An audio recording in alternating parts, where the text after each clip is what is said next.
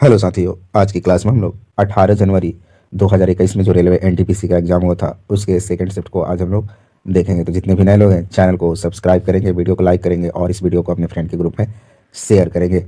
तो इस सीरीज में आप लोग को मालूम होगा कि इस सीरीज में हम लोग टोटल 133 शिफ्टों को कवर कर रहे हैं। जितने भी 2021 में शिफ्ट हुए थे, टोटल 133 शिफ्ट हुए थे, उन्हें हम बारी बारी से कवर करें और इसके बाद हम लोग 30 दिनों में खत्म करने की कोशिश करेंगे। तो जितने भी नए लोग हैं चैनल को, बस आपका यही कार्य है कि आप लोग चैनल को सब्सक्राइब करेंगे। चलिए आज की क्लास शुरू करते हैं।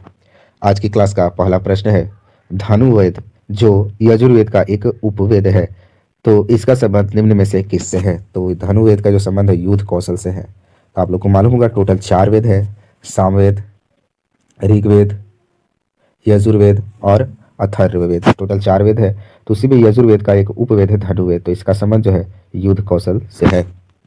अगला प्रश्न है, प्रशुल्क और व्यापार पर सामान्य समझौता किस वर्ष अस्तित्व में आया था? ये 1948 पे अस्तित्व में आया था। प्रश्न काफी इंपॉर्टेंट है, आप लोग एक बार और देख लेंगे।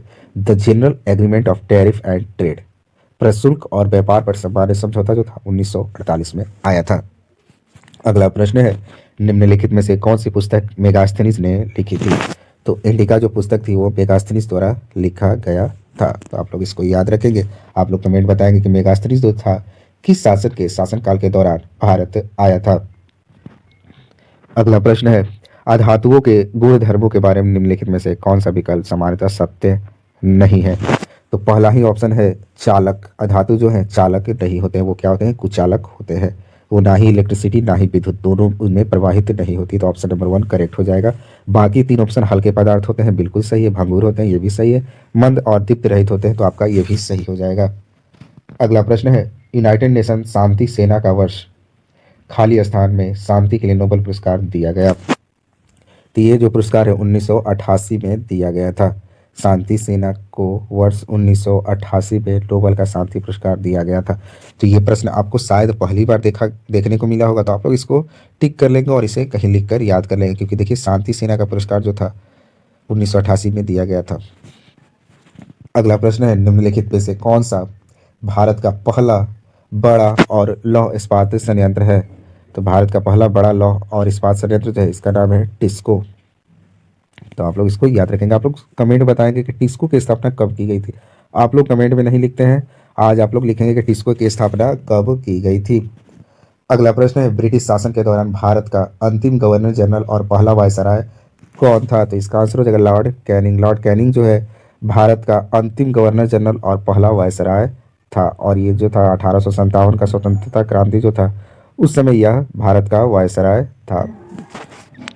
अगला प्रश्न है, ईयू का निम्नलिखित में से कौन सा देश समलैंगिक विवाह को वैधता प्रदान करने वाला पहला पोस्ट कम्युनिस्ट देश बना?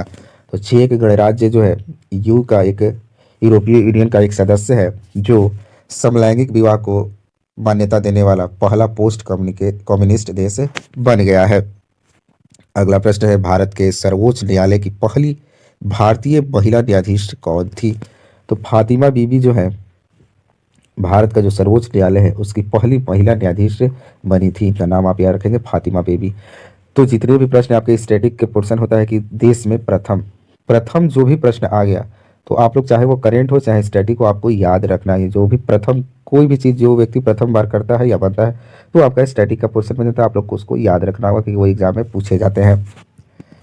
अगला प्रश्न है, एशिया प्रशांत क्षेत्र में निम्न में से किस देश के पास सबसे बड़ी घरेलू संचार उपग्रह प्रणाली है? तो भारत के पास क्या है कि भारत के पास सबसे बड़ी घरेलू संचार उपग्रह प्रणाली है, और ये किस क्षेत्र में? तो एशिया प्रशांत क्षेत्र में जितने भी देश है उनमें भारत के पास ये घरेलू संचार प्रणाली उपग्रह है, और ये क्या है? सबसे बड़ी है। अगला प्रश्न है, चंद्रयान 2 के लैंडर का नाम किस वैज्ञानिक के नाम पर रखा गया था? तो इसका नाम विक्रम साराभाई के नाम पर रखा गया था। चंद्रयान 2 का जो लैंडर था। आपसे चंद्रयान से काफ़ी प्रश्न बन रहे हैं। चंद्रयान 1 का डेट पूछा था, लॉन्च डेट। चंद्रयान 2 का लॉन्च डेट पूछा था। आज देखिए पूछ दिया कि लैंडर का नाम जो था किस वैज्ञानिक के नाम पर रखा गया था। तो आप लोग क्या करेंगे कि प्रीवियस पेपर जो भी एग्जाम के हैं आप लोग उनको डिटेल में देखते हुए जाएंगे। एक भी प्रश्न को आपको स्किप नहीं करना है। आपको बोरिंग लगे फिर भी आपको फुल वॉच करना है, तब आपका जीके मजबूत होगा। अगला प्रश्न है, सल्फाइड के अयस्कों को अतिरिक्त वायु की उपस्थिति में अत्यधिक गर्म करके ऑक्साइड में परिवर्तित किया जाता है। इस प्रक्रिया को क्या कहा जाता है? तो इस प्रक्रिया को हम भर्जन या रोस्टिंग कहते हैं। इसमें होता है कि सल्फाइड के जो अयस्क होते हैं उनके उनको वायु की उपस्थिति में गर्म करके ऑक्साइड में परिवर्तित किया जाता है। इसे हम रोस्टिंग कहते हैं। अगला प्रश्न है, संगीत के क्षेत्र में पुलित्जर जीतने वाले पहले रैपर का नाम है। तो इसका नाम है केंड्रिक लैमर। ये ऐसे व्यक्ति थे जो संगीत के क्षेत्र में पुलित्जर पुरस्कार जीतने वाले पहले रैपर थे। अगला प्रश्न है, URL http www.d2s.com login.php में कौन सा घटक वेब पेज की पहचान करता है? तो ये चारों दिए गए, इनमें से जो है login.php जो है ये वेब पेज के पाथ की पहचान करता है। यहाँ पर देखिए पाथ लिखा है, ये वेब पेज का जो भी पाथ होता है उसको ये पहचान करता है। अगला प्रश्न है, निम्नलिखित में से कौन तार युक्त ब्रॉडबैंड नहीं है? तो सैटेलाइट जो है इसमें तार का कोई इस्तेमाल नहीं होता है, ये तार युक्त ब्रॉडबैंड नहीं है। बाकी जो है dial up, cable, digital subscriber line, ये इसमें तार की आवश्यकता होती है, तार से जुड़े होते हैं, आप लोग देखे भी होंगे। अगला प्रश्न है, निम्नलिखित में से किसे विश्व के सर्वोच्च युद्ध क्षेत्र के नाम से भी जाना जाता है? इसे सियाचिन ग्लेशियर जो है ये विश्व के सर्वोच्च युद्ध क्षेत्र के नाम से या रूप में जाना जाता है। विश्व का आपसे पूछेगा कि सर्वोच्च युद्ध क्षेत्र कौन है, तो आप कहेंगे सियाचिन ग्लेशियर। अगला प्रश्न है, सिंधु घाटी सभ्यता के निम्न में से किस स्थल को सबसे पहले खोजा गया था? तो हड़प्पा को सबसे पहले खोजा गया था। तो आप देख रहे हैं कि सिंधु घाटी सभ्यता से बहुत सारे प्रश्न एनटीपीसी पूछा है, तो आप लोग सिंधु सभ्यता के एक एक प्रश्न को खगाल देंगे, एक एक प्रश्न को देखेंगे। और अगर अगली बार इस गलती से भी पूछ दिया एनटीपीसी आपसे कि हड़प्पा से प्रश्न, तो आप लोग उसको उड़ाकर फेंक देंगे। तो इसलिए हड़प्पा को आप लोग मजबूत करेंगे। अगला प्रश्न है, निम्नलिखित में से किस शहर को पूर्व का स्कॉटलैंड कहा जाता है? तो शिलोंग को पूर्व का स्कॉटलैंड कहा जाता है। अगला प्रश्न है, निम्नलिखित में से कौन सा कथन गलत है? तो गलत कथन, रक्त ज्ञानेंद्रिय इनपुट में मदद करता है। तो ये ऑप्शन जो है गलत है। रक्त का बाकी जो कार्य होता है उनको देख लेते हैं। रक्त शरीर को बीमारी से बचाता है, बिल्कुल सही है। रक्त कार्बन डाइऑक्साइड को शरीर की कोशिकाओं से फेफड़े तक ले जाता है, ये भी सही है। रक्त ऑक्सीजन को फेफड़े से शरीर के अन्य भागों में ले जाता है, ये भी सही है। अगला प्रश्न है, भारत में विधान सभा में उपरोक्त में से कोई नहीं यानी नोटा का विकल्प पहली बार कब किया गया था? तो ये प्रश्न जो है देखिए एनटीपीसी 2021 में पूछ लिया है, और मैं जब सीजीएल का मेंस लिखने गया था 2022 में, नहीं 2023 में जब मैं सीजीएल का मेंस लिख रहा था, तो उसमें भी नोटा का ये प्रश्न आया था कि पहली बार कब इसका इस्तेमाल किया गया। तो मैं वहाँ पर कंफ्यूज हो गया था, फिर भी मैंने ऑप्शन के हिसाब से रिलेट करके मैंने सही टिक कर दिया था। तो इसका जो आंसर हो जाएगा, नवंबर 2013 में पहली बार नोटा का इस्तेमाल किया गया था। अगर मैं प्रीवियस पेपर को वहाँ एक बार और अच्छे से पढ़ लिया रहा था, तो मैं क्या करता कि यहाँ पर मेंस में मेरा 1 नंबर जो मैं सोचने में समय बर्बाद किया, तो वहाँ मैं अच्छा स्कोर कर लेता, समय को मैं बचा लेता।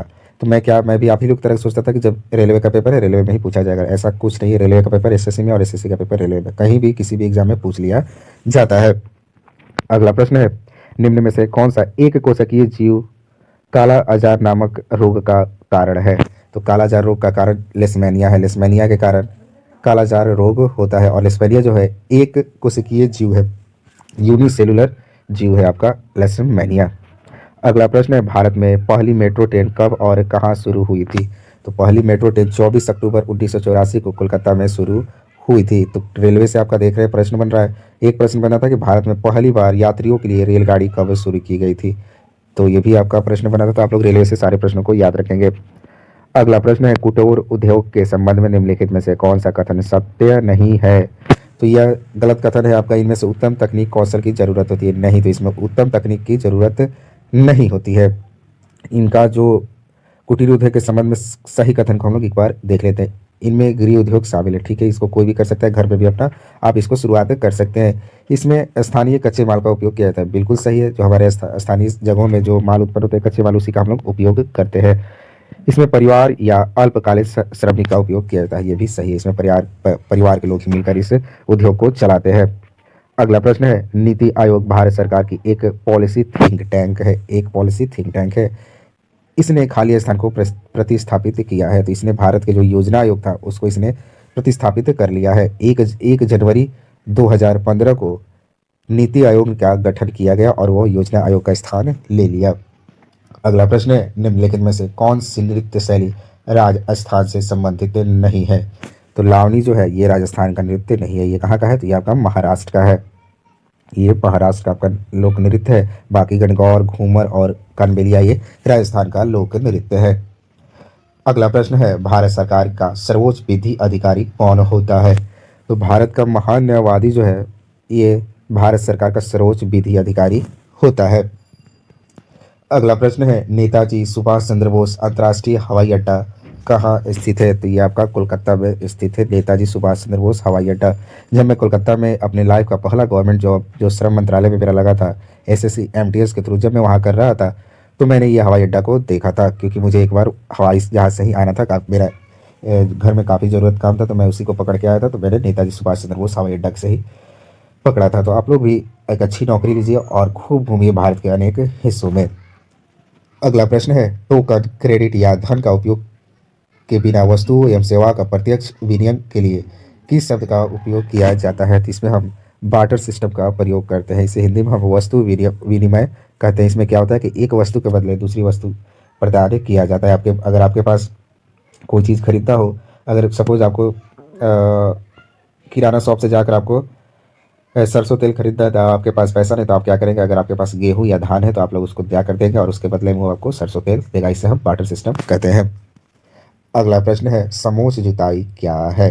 तो समोच्च जुताई जो है समोच्च रेखाओं के साथ ढालू भूमि पर जुताई होती है। जितनी भी ढलान वाली भूमि होती है उन पर सीढ़ी नुमा खेत बनाकर उसे समोच्च जुताई कहते हैं। अगला प्रश्न है, सूरजमुखी के पुष्प की सूर्य की ओर घूमने की प्रक्रिया क्या कहलाती है? तो आपका साइंस का प्रश्न। आप देखते होंगे कि सूरजमुखी जो होते हैं, सूरजमुखी के जो फूल होते हैं, जिधर सूर्य होता है उनका फेस सूर्य की तरफ मुड़ जाता है। वो किसके कारण होता है? वो प्रक्रिया का नाम क्या है? उस प्रक्रिया का नाम है फोटोट्रोपिज्म। फोटोट्रोपिज्म उस प्रक्रिया को हम कहते हैं।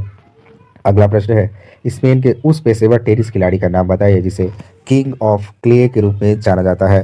तो राफेल नडाल को हम किंग ऑफ क्ले के नाम से जानते हैं और ये कहाँ के हैं? स्पेन के हैं और ये टेनिस खिलाड़ी है। तो ये फैक्ट, सारे फैक्ट आप लोग याद रखेंगे। अगला प्रश्न है, स्वच्छ और खुले में शौच मुक्त भारत बनाने के लिए भारत सरकार द्वारा शुरू की गई परियोजना का नाम क्या है? तो उस परियोजना का नाम है स्वच्छ भारत अभियान। तो आप लोग देख रहे हैं भारत सरकार के जितने भी अभियान हैं उनसे प्रश्न हर एक शिफ्ट में पूछा जा रहा है। तो आप लोग भारत सरकार के सारे योजनाओं को रट लेंगे, डेट वाइज प्लस में उसका उद्देश्य, ये सब आप लोग याद रखेंगे। अगला प्रश्न है, विलाप गीत the life has gone out of the body का संबंध अवध के किस नवाब से है? तो इसका संबंध है वाजिद अली शाह से। यह विलाप गीत है जिसका नाम है the life has gone out of the body. इसका संबंध अवध के नवाब वाजिद अली शाह से है। अगला प्रश्न है, निम्नलिखित में से कौन सा वॉइस असिस्टेंट नहीं है? तो कारवा जो है वॉइस जो साउंड का होता है वॉइस असिस्टेंट नहीं है। बाकी एलेक्सा, श्री और कोटोना जो है ये वॉइस असिस्टेंट है। अगला प्रश्न है, विटीकल्चर के द्वारा निम्न में से किस भारतीय राज्य में सर्वाधिक उत्पादन होता है? तो महाराष्ट्र में विटीकल्चर द्वारा सर्वाधिक उत्पादन होता है। तो विटीकल्चर से हम लोग अंगूर की खेती करते हैं। अगला प्रश्न है, मनुष्य में बौनेपन के लिए निम्नलिखित में से क्या उत्तरदायी है? तो पीयूष ग्रंथि जो है, पिट्यूटरी ग्लैंड जो है, ये आपका बौनेपन का लिए मुख्य उत्तरदायी होती है। अगला प्रश्न है, निम्न में से किस वैज्ञानिक का भारत में नाभिकीय क्षेत्र में कोई योगदान नहीं है पूछ दिया। तो CNR राव जो थे, इनका ये वैज्ञानिक थे जिनका भारत में नाभिकीय क्षेत्र में कोई योगदान नहीं है। राजा रमना, होमी जे भाभा, शेख बसु, इनका नाभिकीय क्षेत्र में योगदान है, बल्कि CN राव का कोई योगदान नहीं है। और यहाँ पर हमारी क्लास समाप्त हुई। इसमें हम लोग टोटल 40 जीके के प्रश्नों को देखे। 133 शिफ्ट वाली सीरीज का ये भी वीडियो आज समाप्त हुआ। अगर आपको ऐसे ही कंटेंट चाहिए तो आप लोग चैनल को सब्सक्राइब करके जुड़ जाएंगे और अपनी तैयारी को काफ़ी मजबूत करेंगे। अगर आपको ये वीडियो पसंद आया तो आप लोग लाइक करेंगे, चैनल को सब्सक्राइब भी करेंगे और इस वीडियो को शेयर भी करेंगे। चलिए मिलते हैं नए वीडियो के साथ। जय हिंद, जय भारत।